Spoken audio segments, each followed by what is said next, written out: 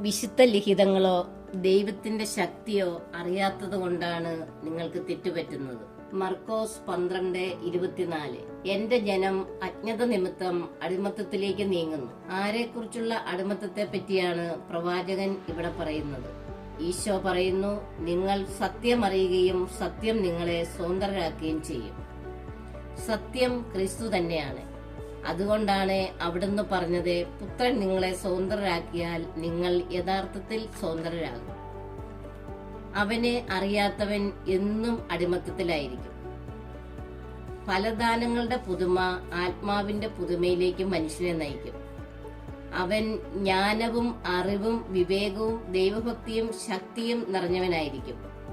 അതോടൊപ്പം തന്നെ സ്നേഹം, ആനന്ദം, സമാധാനം, ക്ഷമ, ദയ, നന്മ, വിശ്വസ്തത, സൗമ്യത, ആത്മസംയമനം എന്നിവയാൽ അവൻ സമ്പന്നനുമായിരിക്കും.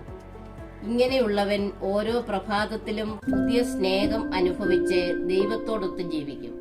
അവൻ സൃഷ്ടാവിന്റെ പ്രതിച്ഛായയ്ക്കനുസൃതമായി നവീകരിക്കപ്പെടുന്ന പുതിയ മനുഷ്യനെ ധരിക്കും.